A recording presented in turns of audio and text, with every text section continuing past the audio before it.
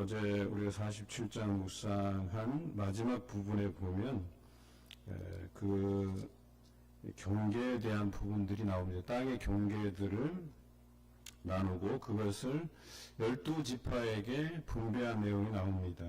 그런데 그 분배한 내용의 구체적인 언급이 48장 1절부터 29절까지 나오는 것이죠.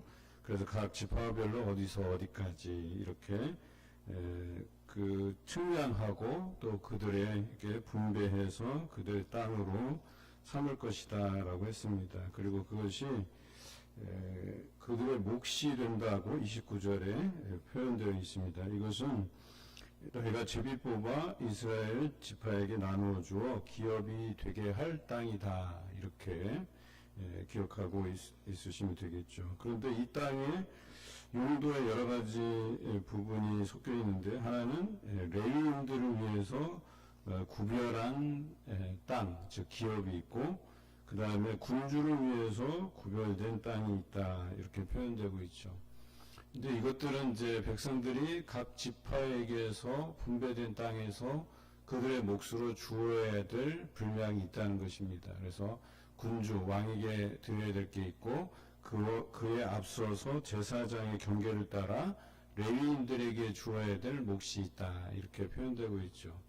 이것은 신명기에서도 마찬가지로 레위인들은 그들에게 따로 땅이 분배되는 것이 아니라 각 지파에게서 나온 것들로 레위인들에게 그 11조를 주어서 그들이 살게 하는 것이죠.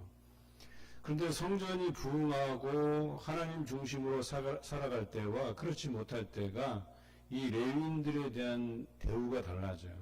그래서 하나님을 잘 섬기는 때에는 하나님께서 풍족하게 그들을 채워주시고 그 풍족함을 가지고 11조로 레위인들이 잘 살도록 대우를 잘해줘요. 그런데 하나님을 떠나 살 때, 잘 섬기지 않을 때 그들이 피폐해지고 그 피폐해진 것들 때문에 레위인들에게 그 대우를 온전히 해주지 못하기 때문에 레위인들이 어떻게 되냐면 나중에 그 성전을 통해서 받는 것들이 없다 보니까 이제 각자의 집에 제사장으로 임명되어서 각 집에 제사장의 역할을 하면서 이제 거기서 돈을 얻는 거죠. 보수를 얻는 거죠.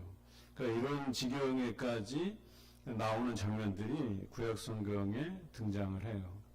그러니까 이런 것들에 대해서 오늘 이 48장이 시사하는 바가 있어요. 경계를 따라서 레위 사람의 몫으로 준다는 표현과 또 군주와 왕을 위해서 주는 몫을 그들이 경히 여기지 말 것에 대해서 이야기하는 것이죠. 그런데 그에 앞서서 47장 마지막 부분에 보면 이 경계를 나누어 주면서 그래 너희의 몫이 될 것이라고 이야기하면서 언급되고 있는 것이 뭐냐면 너희 가운데 머물러 사는 타국인 이 타국인도 너희가 자녀를 낳아서 그 자녀에게 기업을 주는 것 같이 그들도 그와 같이 대우하라고 돼 있어요. 이것은 뭐예요? 그러니까 오늘날로 말하자면 이웃에게 그 몫을 나눠주는 것을 의미한다는 거죠. 참 이상해요. 경계를 나누고 레위인보다 또 군주와 왕보다 군주와 왕보다 앞서는 게 제사장 또 레위인들이고 그 제사장 부류들과 레위인에 앞서서 언급되는 것이 47장 마지막 부분의 타국인들이에요. 엄밀히 말하자면 중요한 순서로 하면 왕이 먼저고 그 다음에 레위인과 제사장들이고 그 다음에 타국인들을 대우해도 되는데 왜 순서가 타국인부터 나오고 제사장이 나오고 군주가 나올까? 물론 뒷부분을 갈수록 중요하다라고 하면 또 할 말이 없지만 적어도 그들에게 경계를 나누어서 그들의 몫으로 주고 그들이 경히 여기지 말아야 될 것, 자기 가족과도 같이 즉 자신이 그 자녀에게 재산을 상속해 주듯이 그래서 그 자녀와 같이 여길 것이라고 분명히 이야기하고 있잖아요. 타국인들, 그들과 섞여 사는 타국인들, 또 종들, 그들에게 대우할 것에 대해서 이야기해요. 그리고 47장 23절에 보면 타국인이 머물러 사는 그 지파에서 그 기업을 줄지니라라고 분명히 이야기하고 있어요. 뿐만 아니라 레위인들도 어때요? 대제사장이 있고 그 다음에 반차, 그 24 반차를 따라서 24 제사장이 있고 또 레위인 중에서 성전에서 봉사하는 자들이 있잖아요. 그러니까 이런 사람들은 다 어떻게 해요? 그 지역의 자신의 지파의 경계선을 따라서 그들을 베풀라고 이야기하는 것이죠. 뿐만 아니라 마지막으로 이제 언급되는 게 왕, 군주에게도 너희가 뛰어서 그들을 섬겨야 될 몫이 있다. 이렇게 표현하는 것입니다.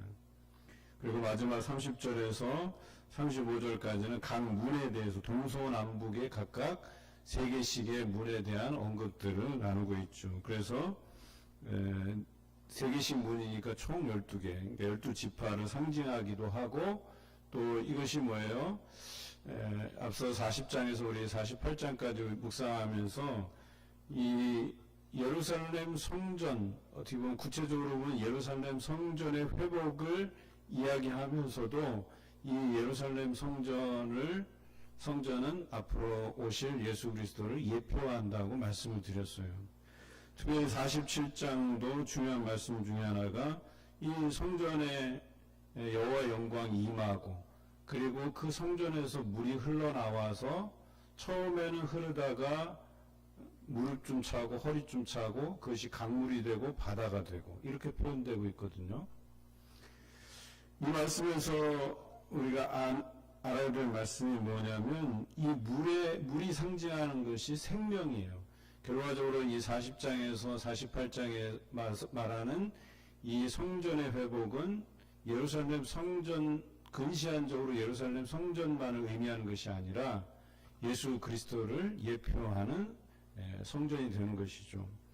우리가 요한복음 7장의 말씀에 보면 누구든지 목마르거든 내게로 와서 마시라. 나를 믿는 자는 성경의 이름과 같이 그 배에서 생수의 강이 흘러나오리라 그랬어요.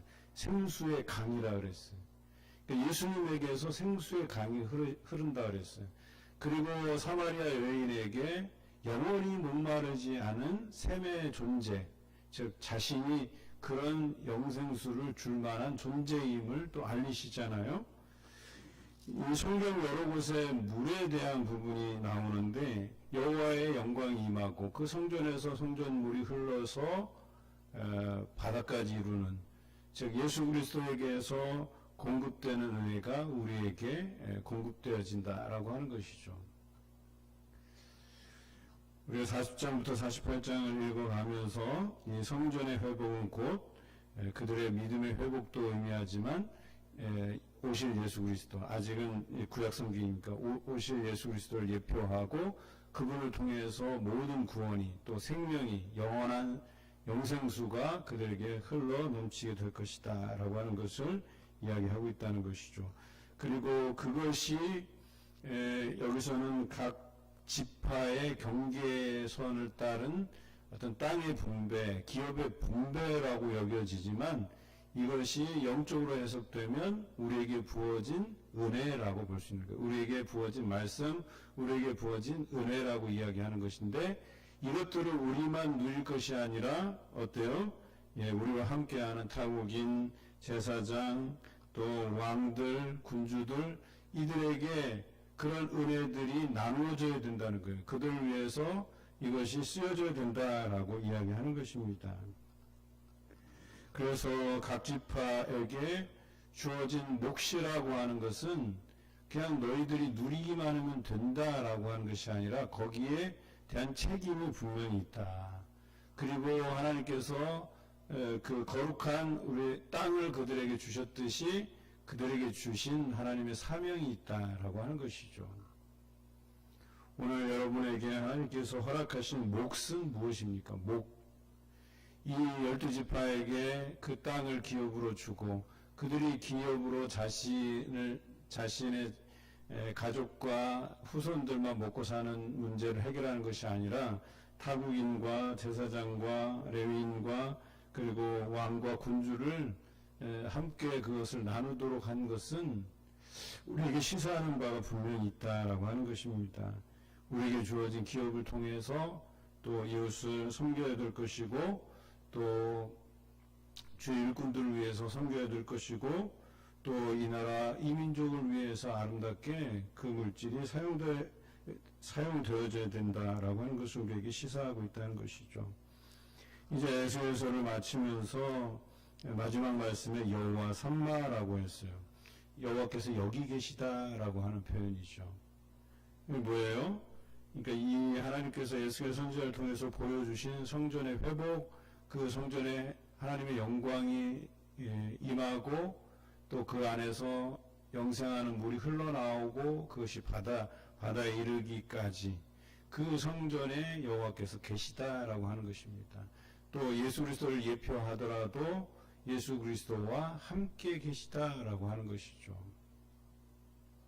그래서 어때요? 신약 성경에서 보면 예수님의 또 다른 이름을 뭐라 그래요? 예수님은 자기 백성을 그 죄 가운데에서 구원할 자라는 뜻이 예수라는 뜻이잖아요. 근데 또 다른 이름을 우리에게 주셔요. 임마누엘. 그 임마누엘 뜻이 뭐예요? 우리와 함께 계시다라고 하는 뜻이잖아요. 그러니까 하나님께서 여호와 삼마라고 칭한 것은 회복하실 이 성전에 하나님께서 계실 것이다라고 하는 의미와 이것을 그리스도를 예표한 것으로 해석해도 뭐예요? 하나님께서 예수님과 함께 계시다, 동행하신다, 이런 표현 아니겠습니까? 또한 예수 그리스도를 따르고 믿는 우리와도 하나님께서는 함께 해주신다. 그래서 예수 그리스도를 임마누엘이라고도 칭하는 것입니다. 오늘 말씀을 통해서 우리가 살아가는 동안에 우리가 섬기는 그 예수 그리스도, 알고 믿는 예수 그리스도를 통해서 여호와께서 하나님께서 우리와 함께 해주신다는 사실을 우리가 믿고 또 살아가시는 여러분 되시길 주님의 이름으로 기원합니다.